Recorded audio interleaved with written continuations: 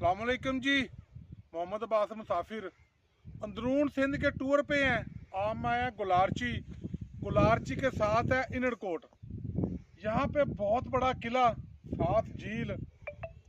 शुनीद है कि राजा दाहर और मोहम्मद बिन कासम, ठीक है, उस दौर का ये किला है। इसकी दीवारें बहुत मजबूत हैं। मैंने यहाँ पे पत्थर देखे हैं, बड़े ही कमाल के। ईंटें देखी हैं बड़ी लाजवाब। और ये पत्थर देखें जी, अभी भी कितना खूबसूरत लग रहा है। शुनीद है, लोगों से सुना है कि ये जगह पे बहुत ज़्यादा नवादरात जो थे, और आपको पता है पाकिस्तान में तरीकी बुरसे का जो हशर होता है, इसका भी यही हशर हुआ है। देख लें, अब ये ज़मीन बहुत हो चुका है। ये झील है, चलो इसको तो बारिशें बचा के रखेंगी, लेकिन ये ईंटें देखें नीचे, ये देखें ईंटें।